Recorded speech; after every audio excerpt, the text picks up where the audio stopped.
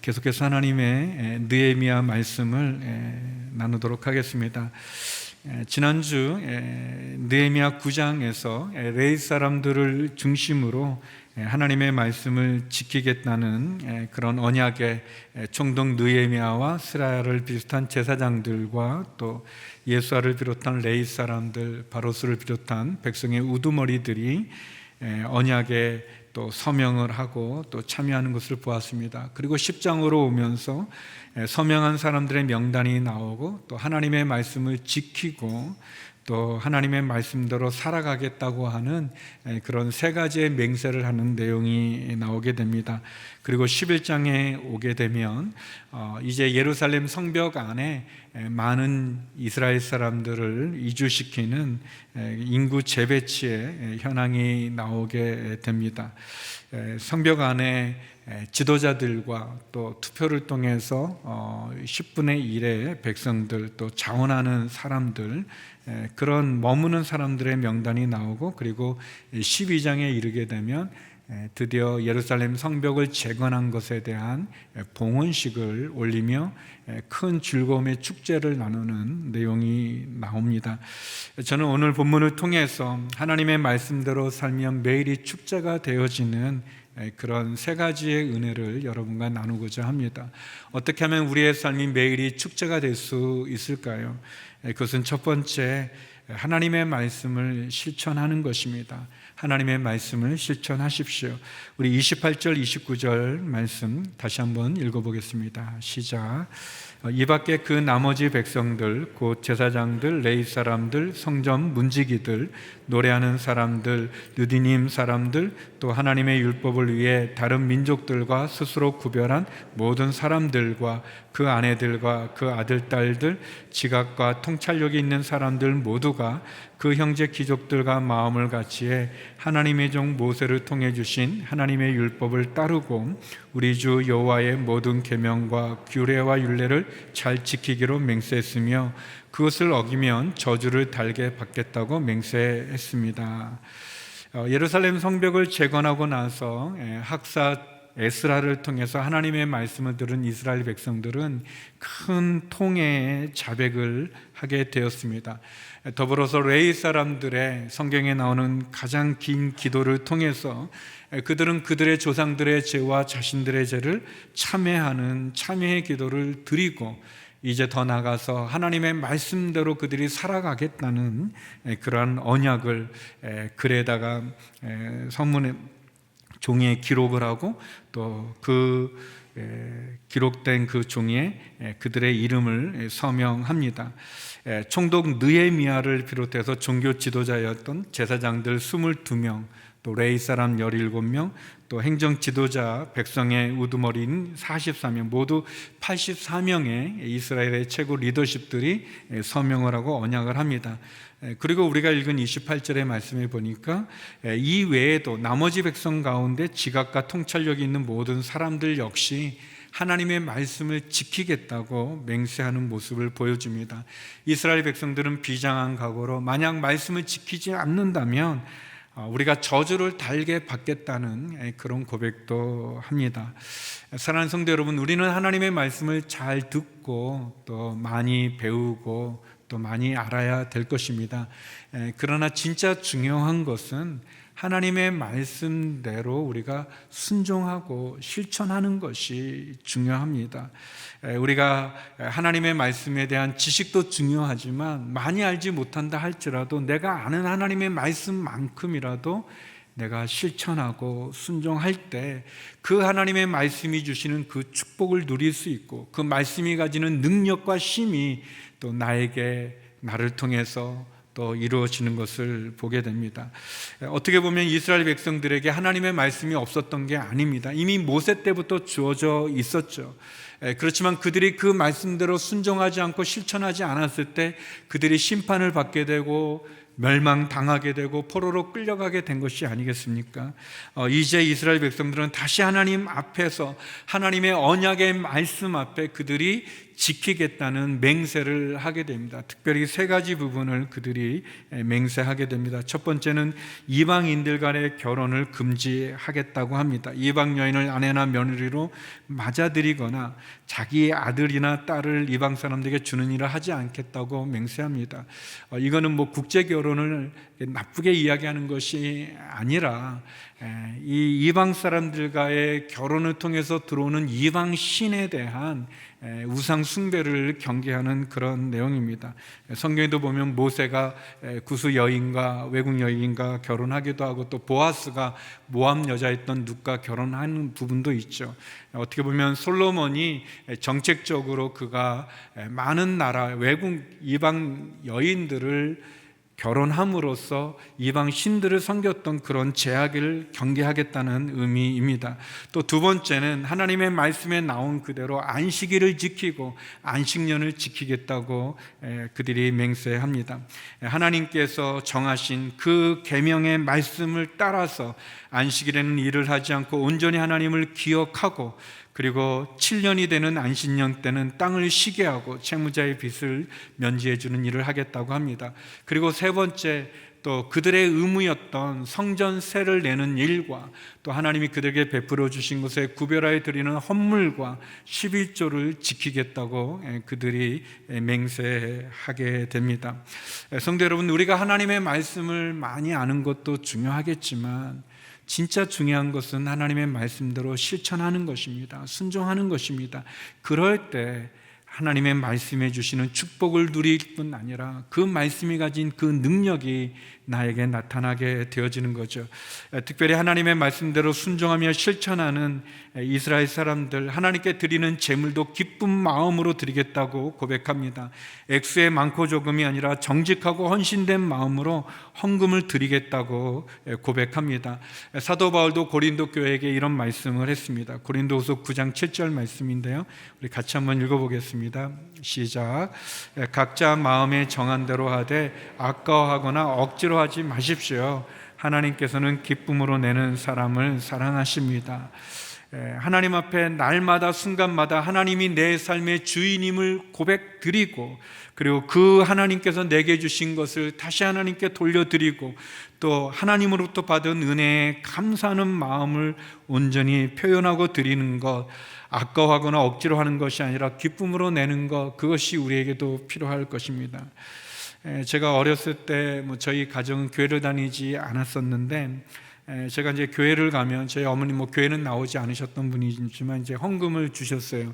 50원을 주셨는데 저희 집에서 이제 교회까지 가는 동안 그 50원을 갖고 가면서 이렇게 유혹받는 여러 장소들이 있어요. 마지막이 이렇게 교회 코너를 돌기 전에 있는 그 떡볶이 이렇게 있는 집인데 어린이도 이렇게 헌금하라고 준 돈을 가지고 유혹을 받는데 우리 어른들이야 얼마나 많은 그런 유혹이 또 있겠습니까?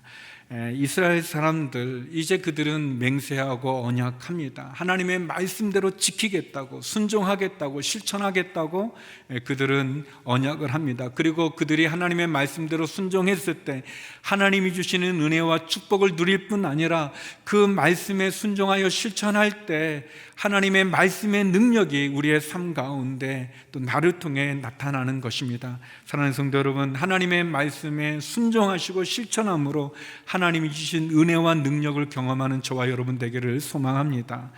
두 번째는 하나님의 은혜를 붙잡는 것입니다. 우리의 매일의 삶이 축제가 될 때 그것은 하나님의 은혜를 붙잡는 거죠. 하나님의 은혜를 붙잡으십시오.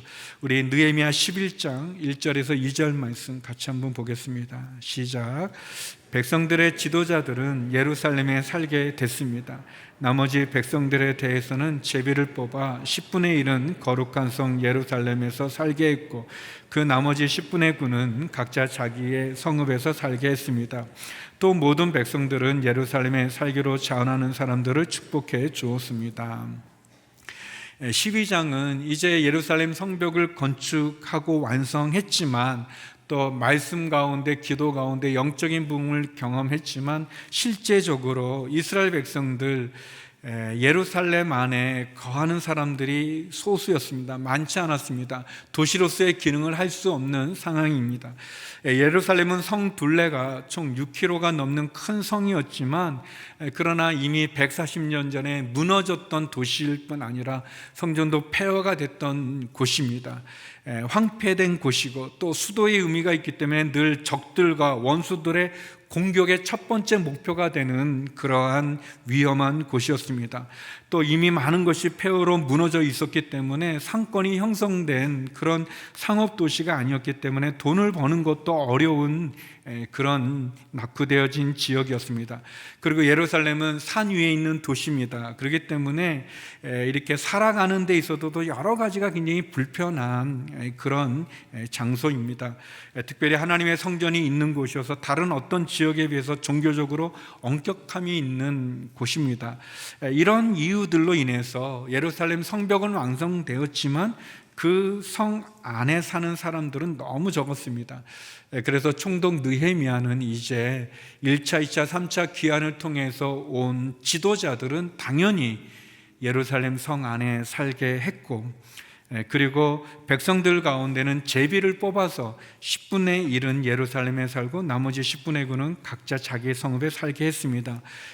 그런데 세 번째 보니까 스스로 자원해서, 어려움에도 불구하고 스스로 자원해서 살기로 한 사람들이 있었던 것 같습니다. 그리고 이 사람들을 백성들이 이렇게 축복해 주는 그런 모습이 나옵니다. 이어서 계속해서 11장에는 이렇게 세 부류의 사람들, 머무는 사람들의 이름을, 명단을 이렇게 쭉 기록하고 있습니다. 근데 제가 그 명단들 보면, 그 명단들이라는 것은 유다 지파와 베냐민 지파, 또 가문별로 이름이 기록되어져 있는데, 제가 여러분과 나누고 싶은 분이 있습니다. 그는 베레스라는 사람입니다. 우리 11장 6절인데요, 같이 한번 읽어보겠습니다. 11장 6절 시작. 예루살렘에 살던 베레스의 자손들은 다 합쳐 468명이었는데 이들은 다 용사들이었습니다. 유다와 베냐민 지파 두 지파만이 이제 귀환하게 됐고 돌아오게 됐고 예루살렘에 머물게 되는데, 이 유다 지파에 대해서 다윗을 거론하는 게 아니라 다윗의 자손으로 뭐 468명이라 이렇게 표현하지 않고 베레스라는 사람을 들고 있습니다. 베레스가 누군가, 우리가 창세기 32장에 읽어보게 되면 그 야곱의 12아들 가운데 넷째 아들이었던 유다라는 사람이 있습니다. 근데 유다가 이 3명의 아들들이 있었는데, 첫째 아들이 다말이라고 하는 며느리와 결혼을 했는데 그가 하나님 앞에 악을 행해서 죽게 됩니다. 그러니까 이스라엘에서 형이 자녀 없이 하면은 그 동생이 그 형수와 함께 이렇게 동침을 해서 그 형의 자손이 끊어지지 않게 하는 그런 계대법이 있는데, 거기에 따라서 둘째 아들을 주게 됩니다. 그러나 둘째 아들도 하나님 앞에 악을 행해서 둘째 아들도 죽게 됩니다. 그러니까 유다가 자기 며느리와 이렇게 결혼한 아들들이 계속 죽으니까 셋째 아들, 나머지 한 명도 줬다가 또 죽게 되면 두려워서 셋째 아들을 주지 않고 시간을 보내게 됩니다. 그래서 다말은 결국 창녀로 위장을 해서 시아버지와 관계를 갖게 돼서 쌍둥이를 낳게 되는데, 그 첫 쌍둥이 중에 첫째가 베레스였습니다. 그러니까 베레스라는 사람은 그의 출생으로 본다면 굉장히 부족함도 있고 또 부끄러울 수도 있고, 또 어떻게 보면은 사람들의 손가락질을 받는 그런 배경을, 출신을 갖고 있는 그런 인물입니다.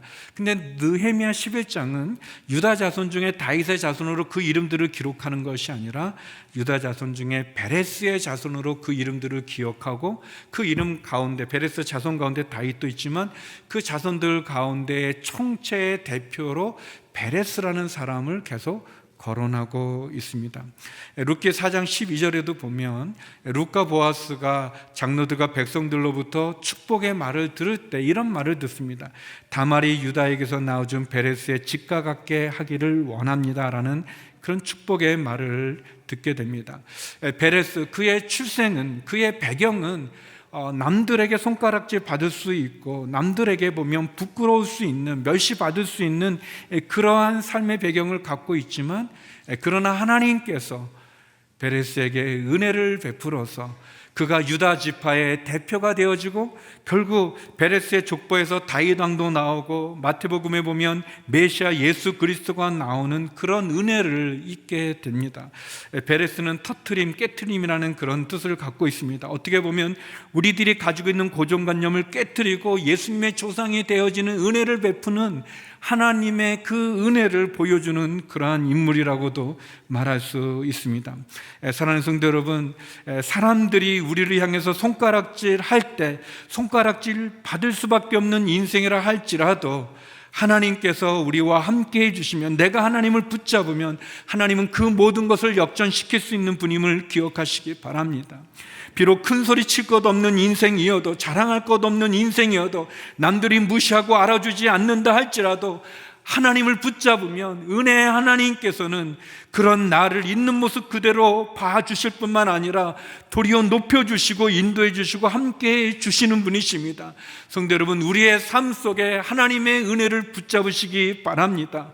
우리를 도우심이 없는 사람을 의지하지 않고, 족보를 따지고 배경을 따지는 세상의 마음을 빼앗기지 않고, 우리를 있는 모습 그대로 받아주고 도와주고 함께해 주시는 하나님의 은혜를 붙잡고 그 은혜가 나타난 예수님의 십자가를 바라보며 나갈 때 우리의 삶은 매일이 축제가 될 수 있는 삶이 될 수 있는 것입니다.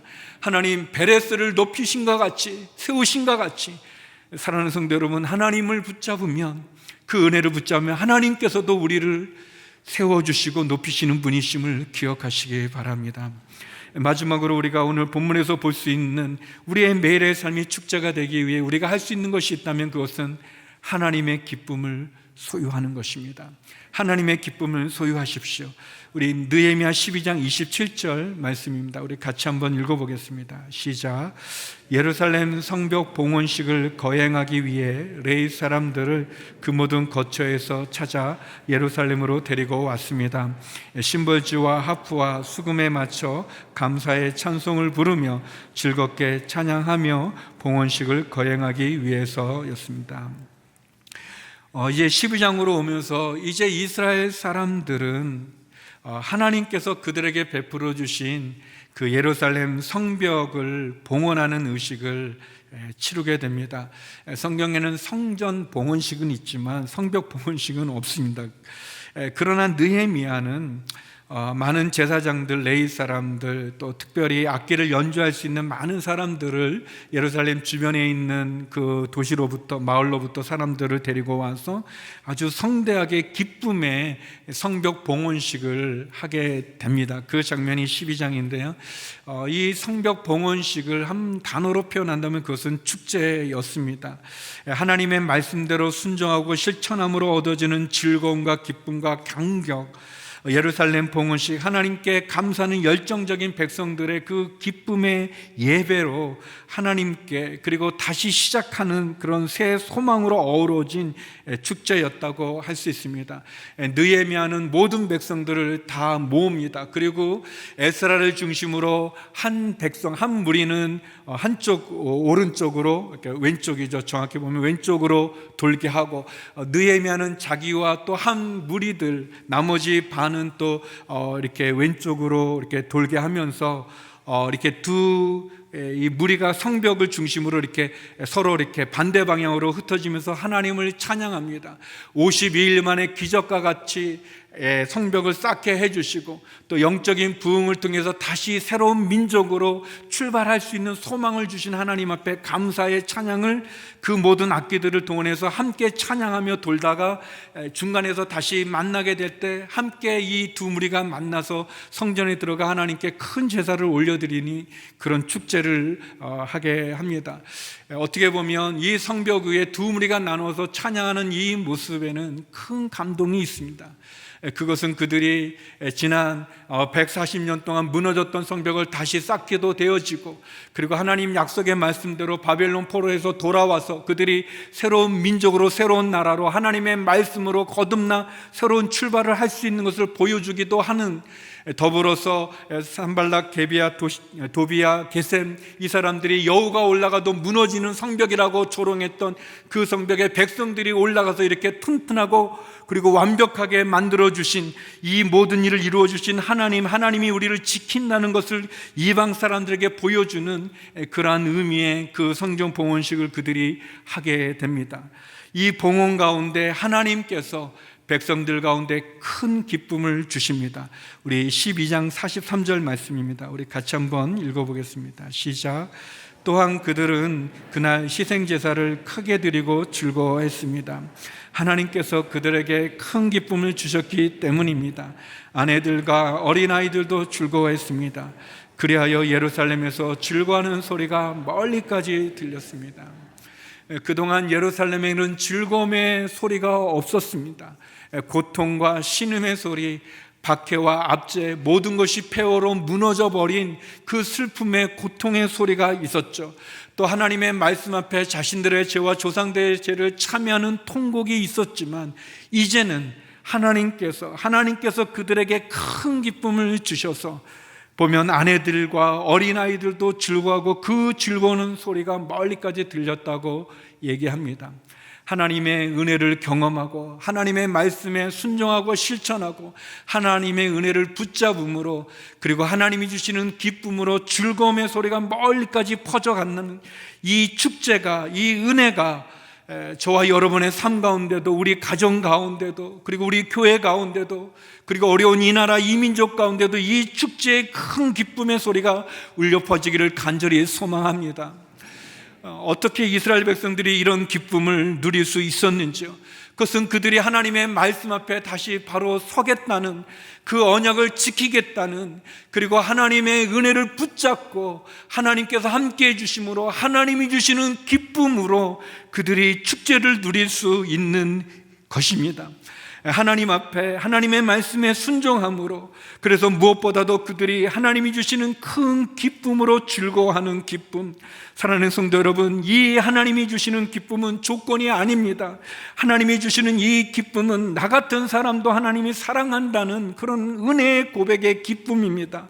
하나님이 주시는 이 기쁨은 절망과 패배와 실패와 좌절과 낙심, 두려움의 상황 가운데서도 내가 하나님을 붙잡고 뒤로 물러서지 않고 하나님으로부터 힘을 얻어 다시 시작한다는 그런 소망의 기쁨입니다. 하나님이 주시는 이 기쁨은 말씀을 듣고 그 말씀을 깨닫고 그리고 그 말씀을 순종하여 실천함으로 얻어지는 그런 생명의 기쁨입니다. 사랑하는 성도 여러분, 하나님의 말씀을 아는 것만큼이라도 지키십시오. 순종하십시오. 그럴 때 우리 가운데 큰 기쁨이 충만케 되어질 것입니다. 느헤미야 이스라엘 백성들은 하나님의 말씀을 실천했고 하나님의 은혜를 붙잡았고 그리고 하나님의 기쁨을 소유했습니다. 사랑하는 성도 여러분, 우리도 이런 이스라엘 백성들이 누렸던 이 기쁨을, 이 축제를 우리의 매일의 삶 속에서도 누릴 수 있는 저와 여러분이 되기를 간절히 소망합니다. 새 찬송가 200장에 보면 닳고 오묘한 그 말씀이라는 찬송이 있습니다. 3절까지 되어져 있는데 가사들이 얼마나 은혜로운지 모르겠습니다. 닳고 오묘한 아름답고 귀한 말씀, 생명샘이라고 그랬습니다. 하나님의 말씀이 우리의 길과 믿음을 밝혀줍니다. 예수님의 말씀을 지킬 때 우리 가운데 평안이 임하고 그 말씀이 우리를 축복의 자리로, 하나님의 자리로 인도해 주십니다. 우리 함께 이 찬송을 부르면서 말씀을 마치겠습니다. 달고 오묘한 그 말씀, 생명의 말씀은 귀한 그 말씀 진실로 생명의 말씀, 나의 길과 믿음 밝히 보여주니 나의 길과 믿음 밝히 보여주니,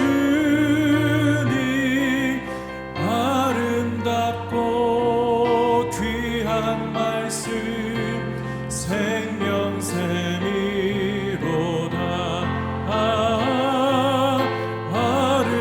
아름답고 귀한 말씀 생명샘이로다. 귀한 주님의 말씀은 귀한 주님의 말씀은 내 노래 되도다.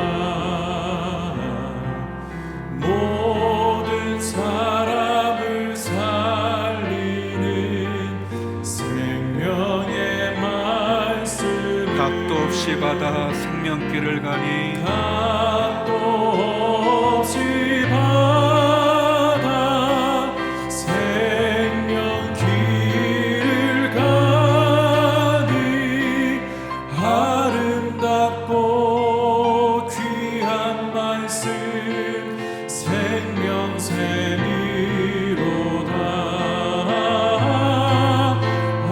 아름답고 귀한 말씀 생명샘이로다. 널리 울리어 퍼지는 널리 울리어 퍼지는 생명의 말씀은 마음의 용서와 평안을 골고루 주나니. 다만 예수 말씀 듣고 복을 받는 다만 예수 말씀 듣고 복을 받네. 아름답고 귀한 말씀 생명샘이로다.